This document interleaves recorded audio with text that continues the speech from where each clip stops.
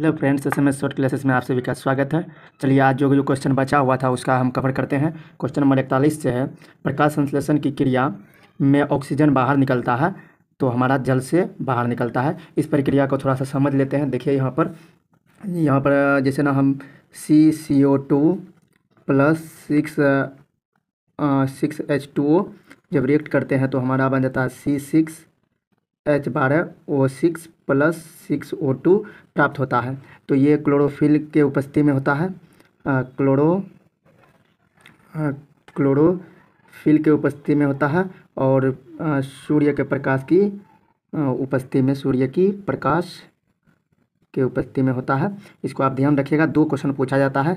इसमें से पूछता है कि ऑक्सीजन कहाँ से प्राप्त होता है, तो ऑक्सीजन जल से प्राप्त होता है। ऑक्सीजन, इसको याद रखिएगा, ऑक्सीजन जल से प्राप्त होता है। इस बात को आप ध्यान रखिएगा। और पूछता है क्लोरोफिल में क्या उपस्थित रहता है, तो क्लोरोफिल में हमारा मैग्नीशियम उपस्थित रहता है।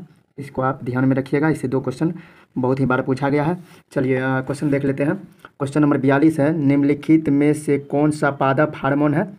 तो हम 2 हार्मोन के बारे में इससे पहले जिक्र कर चुके हैं। आज यहाँ भी देख लीजिए, कर लेते हैं। एक पूछता है मानव हार्मोन और पूछता है पादप हार्मोन। इसके भी बारे में थोड़ा सा ध्यान रखिएगा। पादप हार्मोन के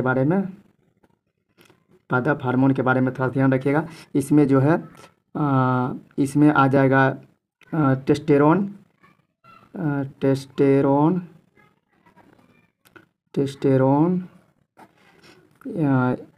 दूसरा आ जाएगा एजेस्ट्रोन, एस्ट्रोजन।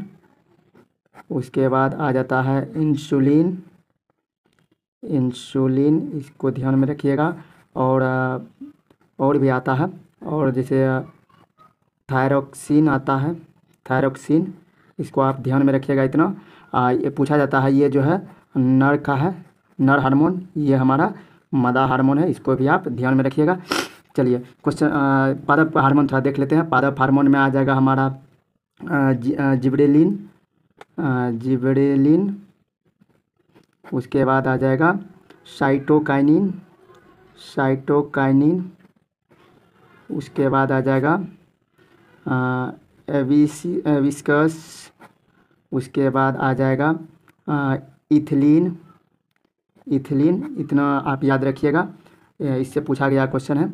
देखिए पादप हार्मोन हमसे पूछा था। साइटोकाइनिन जो है पादप हो जाएगा, इंसुलिन, एस्ट्रोजन और थायरोक्सिन हमारा हो जाएगा मानव हार्मोन। क्वेश्चन नंबर देख लेते हैं 43। 2 तंत्रिका कोशिका के मध्य खाली स्थान को क्या कहा जाता है, तो खाली स्थान को सेनेटिक दरार कहते हैं। इसको आप ध्यान में रखिएगा। चलिए क्वेश्चन नंबर देख लेते हैं 44 कि फूलों के नर प्रजनन अंग होते हैं, पुंकेसर होता है। इसको आप ध्यान में रखिएगा, पुंकेसर आंसर हो जाएगा। क्वेश्चन नंबर 42 देख लेते हैं। द्विखंडन होता है। द्विखंडन हमारा अमीबा में होता है। प्रामैग्नीशियम और लिस्मिनिया जो है प्रोक्रिएटिक है, ये हमारा यूक्रिएटिक है। इसको नेक्स्ट क्वेश्चन देख लीजिए। इंसुलिन नामक हार्मोन की कमी से कौन सा रोग उत्पन्न होता है, तो हमारा इंसुलिन से मधुमेह होता है। आयोडीन के कमी से जो है हमारा घेंघा रोग होता है। इसको आप ध्यान में रखिएगा। चलिए देख लेते हैं 42 नंबर क्वेश्चन। तंत्रिका तंतु के उत्पत्ति किस प्राथमिक ऊतक द्वारा होता है, तो एंडोडर्म्स के कारण होता है। देखिए भ्रूण के दौरान जो हमारा परत बनता है, 3 प्रकार का बनता है। एक बनता है एक्टोडर्म, एगो इंडोडर्म, एगो मीसोडर्म। जो हमारी ऊपरी डर्म है ये एक्सोडर्म है। उसके अंदर वाले जो है मीसो, मध्य में बीच में जो पाए जाते हैं, मध्य वाला जो भाग है मीसोडर्म है। इसको आप ध्यान में रखिएगा। क्वेश्चन नंबर 42 देख लेते हैं। मानव में वृक्क और तंत्र का भाग जो संबंधित है, वृक्क जो हमारा उत्सर्जन से हमारा संबंधित है। इसको आप ध्यान में रखिएगा। पोषण, खाने पीने की प्रक्रिया को पोषण कहते हैं। सांस लेना और छोड़ना श्वसन कहलाता है। परिवहन के कारण जल और भोजन का परिवहन होता है। इसको आप ध्यान में रखिएगा। चलिए क्वेश्चन नंबर देख लेते हैं 42 कि दही के जमने में निम्नलिखित कौन सी प्रक्रिया होती है, तो किण्वन द्वारा जो है हमारा दही से दूध बनता है, दूध से दही बनता है। और एक बात पूछा जाता है, किण्वन द्वारा जो अल्कोहल बनता है C2H5OH हमारा, ये हमारा बनता है किण्वन विधि से ही। इसको भी आप ध्यान में रखिएगा। चलिए क्वेश्चन नंबर 42 देख लेते हैं। मानव मदा में निषेचन होता है। तो मानव मदा में फ्लोपियन नलिका में हमारा निषेचन होता है। चलिए क्वेश्चन नंबर देख लेते हैं 46। मुकुलन द्वारा अलैंगिक जनन होते हैं।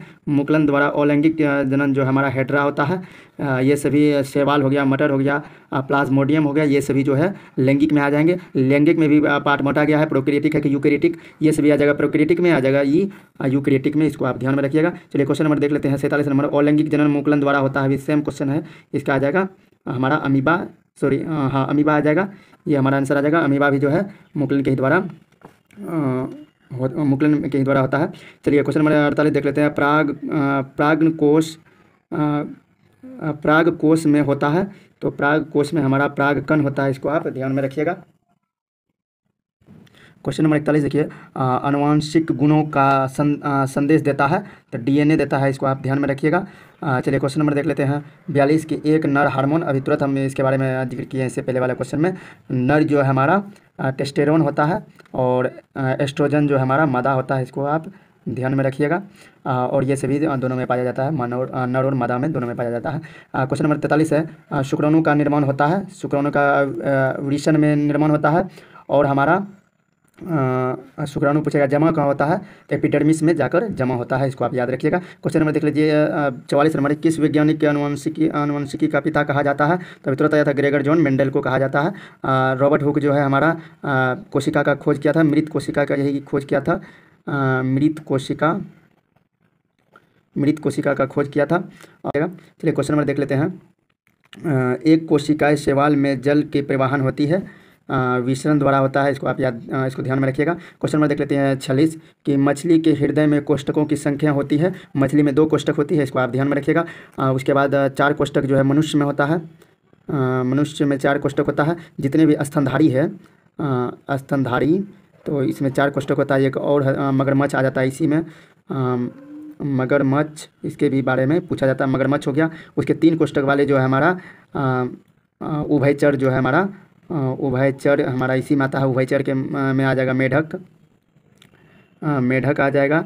उसके बाद हमारा मेढक आ गया, और बहुत सारे उभयचर में आते हैं, उसको आप ध्यान में रखिएगा।